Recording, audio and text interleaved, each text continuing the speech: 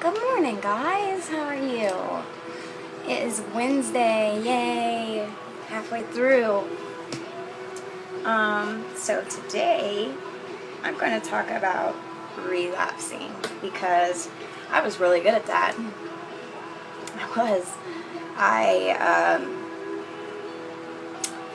I would do it out of impulse. Like, I wouldn't think twice about it. Like, okay, so this would be how my day would start out before I would relapse, okay? Because, like, just the way I woke up, I could tell, I couldn't tell, but, like, it just started rough. Like, I'd fall out of bed, say, I'd stub my toe, I would go to get cereal, I'd spill the milk all over, and then this was when I smoked, so I would go outside and smoke a cigarette. Well, there goes Tom and Jeff, or Tom and Harry, whatever, that's not really their names, but go with it. And so those were my drug dealers, right? So I'd see them go by. So this must have been like afternoon because they don't wake up early usually. So, okay, so I see them and it's like I'm already feeling bad. I'm already mad at the world, right? And then, say I go to the gas station and, oh, what do you know, there's Bertha. And she's got stuff on her, so it's like, here's a sign, my day's already crappy, let's just, it seems like when I'm having a bad day and when things are going wrong, that's when the devil, gets all excited and starts, pushing even more and more, it's like a hammer and a nail, it's digging you deeper, so it's giving you all these hits, come on, you're gonna mess up, I'm gonna ruin your life. That's exactly how it is. And he ends up winning, and then we relapse, and then our life is in this hell, right? It's this cycle of spiraling out of control, right? And usually as we are spiraling and going down and down, then we get buried 6 foot under and we're dead. So if you are like me and you have to protect yourself, that's why I do it. That's why I get Vivitrol, because I need to keep myself safe. I'm not on probation anymore. I got off last November. And so I don't have anything to keep myself accountable. So I do Vivitrol. I signed myself up for outpatient, so just so I can keep that counseling and make sure that I'm staying on track. Because it's you and only you. Your mom and your dad are not going to be those people that keep pushing you and pushing you and pushing you. You have to push yourself sometimes. And you have to grow up sometimes. It's life, At the end of the day, it's you. You are all you have. And you need to look out for yourself. You need to protect yourself. You know what gets you. You know what makes you mad. You know what pushes you. You know everything about you. So protect you. If you know that you're good at relapsing and you want to protect yourself, get Vivitrol. Because for me, I feel like I have, so much time to think about it. Because if I do it, I'm either going to die or I'm going to really, really wish I would die. Because that's what it does. And it's not like Suboxone. It's not something you have to get used to taking every day. Because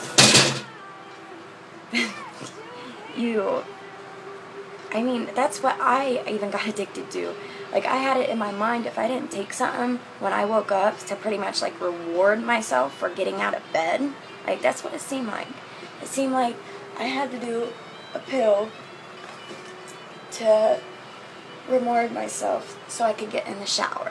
And you know exactly what I'm talking about, because I guarantee you, if you're addicted to pills or if you're addicted to anything, you have to have whatever to get up and get in the shower and just to get going through the day. Like, it's so annoying. Like, I would need a shot to get up and change my kid's diaper. Like, like, how insane is that? It's just, it's so sad. And that's where it is a disease. Like, how do you think it's not if that's the first thing you think about when you wake up in the morning and you have to have it, or you can't do nothing for that rest of the day until you get it? Like, there's something wrong with that. And, like, if I'm helping quite a few people right now, like parents of kids, and I know how my mom was. She was my biggest enabler, like, because I knew exactly what to say to get her to do whatever I wanted. And that's what we're good at. Us as drug addicts, we can get anybody to do what we want, especially if we're close to them and we know them. Like, we watch and we listen and we just, that's something we're really, really good at manipulation. Like, when I was in treatment, I was so bad at manipulating people, I ended up having to write a manipulation paper. I manipulated the manipulation paper. Like, that's awful. But then, I would manipulate people and not even know I was doing it because it was so natural. But that's, like, our biggest thing as drug addicts. Like, we are such manipulators that it's not even funny. But I don't know, it's, you gotta be strict on them, man. I don't know, I seen a really close friend of mine yesterday. Like, I'm not saying any names because he would get really, really mad at me and then I'd have to hear it. But, I think he's fallen back, and it sucks. Because when I seen him yesterday, like, it broke my heart. Like, I couldn't be around it for longer than 5 minutes because he's, like, my biggest trigger. And, just seeing him there, like, nodding out, and, man, sucks. Like, I don't wish that on anybody at all. Like,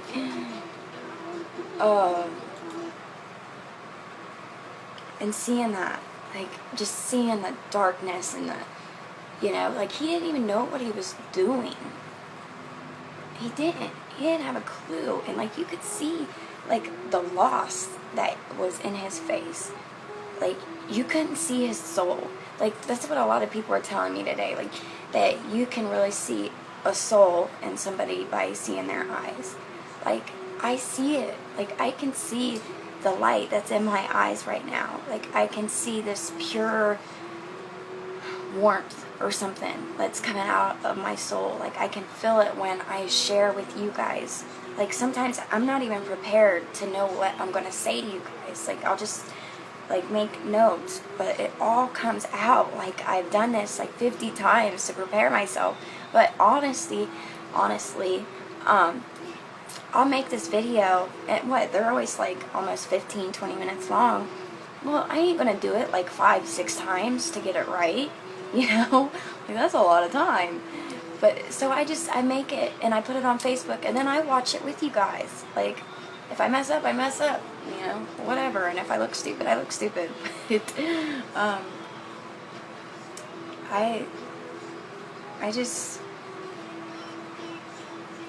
I know how it feels to see one of your favorite people that's lost. One that you looked up to all your life. Like, hurting. And now that I'm sober, I can see it. I can see what parents are talking about. Because it hurts.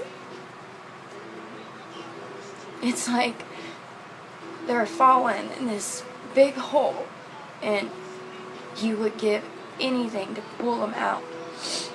But at that time, they're just lost. But if it's one person that I can get maybe to look up to me one day, I'll give it my all, because I would love for him to look up to me. And that's why I do this. Because I don't not only want to make my family proud, because I'm so tired of being a disappointment and an embarrassment, but I would love to have my best friend back. And he was my world. He named me.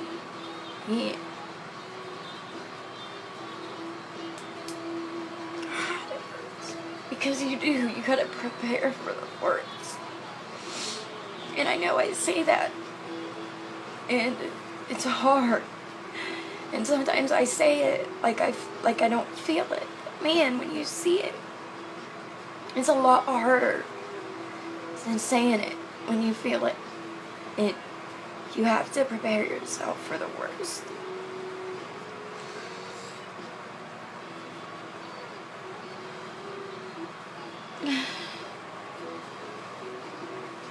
So parents, I guess I'll end on this note.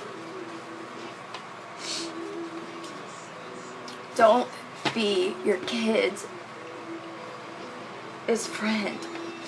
They have enough friends. They don't need you to be their friend. They need somebody to guide them. They need somebody that's going to teach them right from wrong. They don't need somebody that is cool. They don't need somebody that is the cool parent that lets them drink at their house. That they need somebody that will have consequences for them. Like, don't make it to where when they grow up, they go to prison and it's somebody else that's teaching them consequences. Like, they go to jail and it's all them COs and stuff that are teaching them consequences, and the police officers. You be that person and teach them consequences. Be tough on them. You know, it doesn't hurt to ground your kid today. You know, it doesn't hurt to, I don't know, back in the day, that was when we were allowed to get spanked. That sounds bad, but I mean, we did. We got whippings. And I can guarantee you that the people that are, well, a lot of them are lacking it. Trust me, a lot of adults are lacking manners. But man, I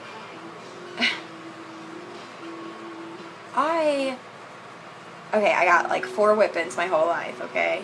We had a paddle that had 12 holes in it. But we knew right from wrong when we were growing up. Like, we knew that if mom was getting dad, we better run. Man, that's how it needs to be today. Like, look how many bratty kids are out there. I'm sorry, but man. Parents need to just be stricter, because their kids are running their lives. And that ain't how it's supposed to be. Parents are the one that's supposed to be in charge. They're the ones that's supposed to be on them and teach them how to be a good role for society. You know? They're going to be in charge of this world one day. And they're going to be what you make them out to be. Don't treat an addict like a child. Like, I know that's what we act like because we depend on you so much and we ask you for so much, and I mean, that's what we pretty much are. We're like, what, 30-year-olds living at home with our parents? Make them grow up. Make them pay bills. Because I'm 29. My income tax was the only time that I ever got an apartment and paid my own bills. And that was one time. It don't hurt to make them grow up, get their own place, be an adult. Because what's going to happen when they are 30 and they're living at your house and you're protecting them and you're paying everything and you die in a car accident or something happens to you and you get sick and your kids no longer have you to depend on, and then they're just lost. They're thrown out there.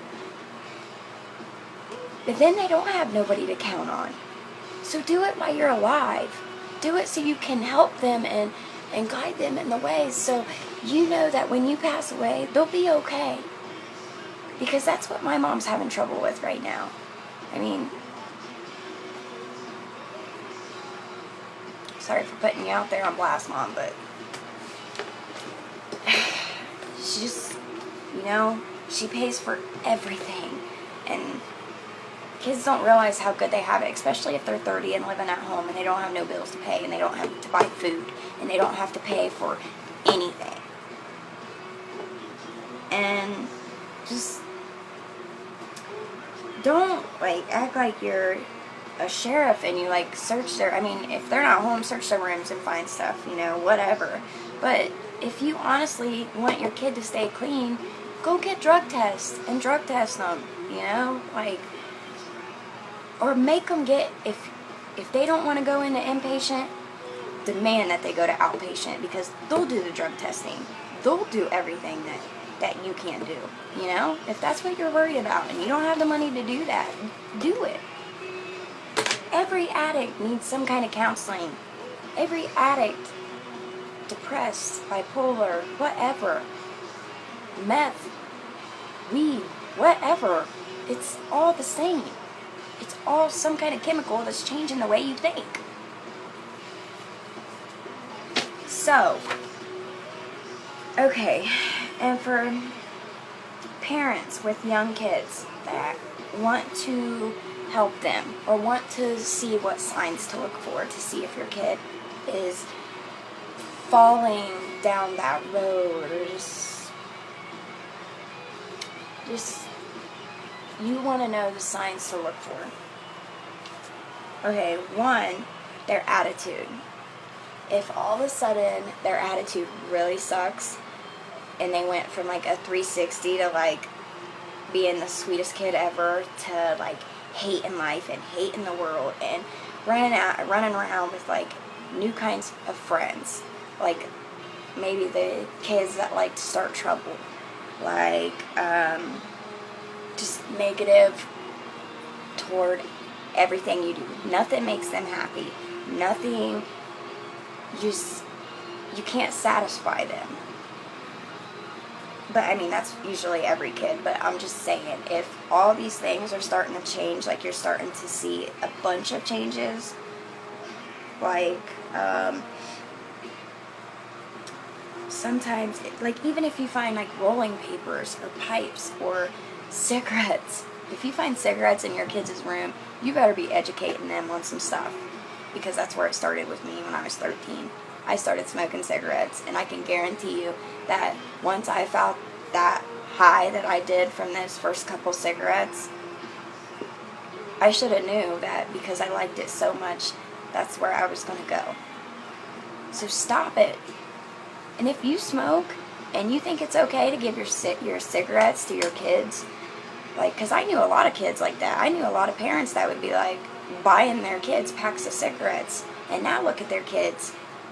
I mean, a lot of them that did that, they're addicts just like me. And recovering. They're recovering. Some of them. Some of them are still addicts. But don't do that. You seriously want to buy your kids cigarettes and let them smoke like you? I mean, it's disgusting. One, it stinks. One, it kills you. Or two, it kills you faster. Three, it's not cool anymore. Like, it's so ugly. I think so. If I put a cigarette in my hand, I look ugly. I'm trying to be something that I never was. And that's class. I want to have class today. I love how I carry myself today. I can hold my head up high. I changed the way I dress, so I dress how I feel. I dress how I feel. I put my makeup on how I feel. I do my hair like how I feel. If you're gonna run around in sweats and, sluggish, then you're probably gonna feel sluggish all day. No matter what, Saturday, Sunday, Friday, Wednesday, I'm going to dress like I feel.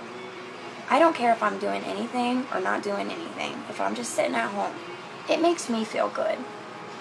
And I love it. Like, what's not to love about looking nice? Because every time I go to the bathroom and I see myself in the mirror, it makes me feel that much better about myself. So, it's 8 o'clock and I've been talking for 20 minutes. Sorry. And thank you for taking 20 minutes out of your life just to hear what I have to say. Like, I honestly appreciate it because I know how much life depends on people, how much life means to people. So 20 minutes out of your time and all the views that I get on my videos, like, I can't even add up all the time in your guys' lives that adds up to. But I appreciate it so much. Like, you have no idea.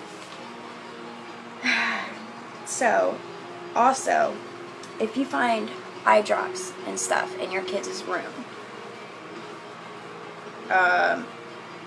if you, like, inhalant products, like, you could think nothing of it. Like, I think I used to huff propane a couple times at parties. Like, it's crazy. But it's just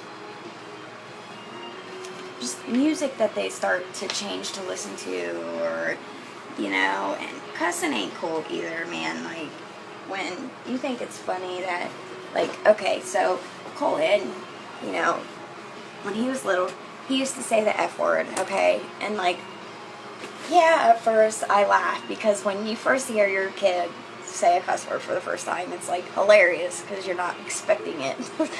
Well, once I laughed, it was like, it was a game. So then he started saying it. F cat, F this, F, but just, I don't know, my daughter's really starting to pick up on what people say. And so, like, when I don't cuss around her, we don't cuss around her at my house. But it just shows that they do follow your footsteps, what you think, what you do, how you dress. Kinley wants to be just like me. I let her pick out her clothes. Well, not really. I give her, like, 2 outfits, and she gets to decide which one she wears, because she's not wearing, like, princess dress and, like, hill clickers, or not hill clickers, them, like, farm boots, or, like, rain boots, or something, it's cute, but not to go to Kroger, or something, but I don't know, I love spending time on my kids today. Like, I didn't worry about how they looked before. I didn't care about what they wore. I didn't care about what they looked like. But what gets me is when sorry, it's at 23 minutes, and I'll hurry. But when I go to parks, and I'll see, like, all these moms that are, like, all looking fabulous, and they, like, you can tell they took, like, half the day to get ready. But then their little kids look like little orphan kids. Like, it's so sad. Like, I don't know. I mean, I know they play and they get dirty and whatnot, but I don't know. I guess, like, first impression, that is, like, so important. Like, when somebody sees you, because I was ran down. I ain't gonna lie, man. I was a skank. like, when we're drug addicts, we are, like, we're gross. Like, we'll go days without showers because if that's not important. Hygiene is just the last thing that we think about when we're on drugs. And it's gross. But, so I love taking care of myself. Like, every morning I get up and take a shower. Like, do that. Start a routine where you get up, say a prayer, talk to God. If you do that, I do it. I'm not ashamed to admit it. My God is my God, and He keeps me who I am today, and He helps me help you guys. So, if you believe in a doorknob, if you believe in a shoe, if you believe in a tree, go for it. But God's got my back. and all his angels around me are pushing me to help each and every one of you guys. And I feel it. Every day, I feel it. And I think about all of you. Everybody that calls me on my phone that I help. All the people that I talk to on my messages on a daily basis. All the people that tell me that I've helped them in so many ways. All the, just all of you have no idea how much you help me and give me the strength every day. And I constantly, all day long, I carry my stuff around and take notes of what I want to talk to you guys about, or things that cross my mind that I know might help you. So, I think about you guys a lot. And I hope you guys have a great day.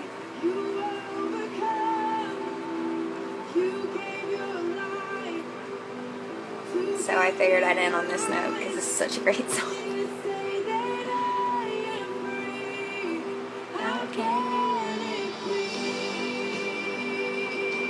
And you can too. I promise. Alright, seriously, this is outrageous, okay? Alright, I'm gonna let you go. Have a great Wednesday, guys. And coming from Tiffany Robinson, Marengo, Ohio. The most grateful and happiest and caring woman fighting addiction. That's me. Alright, bye.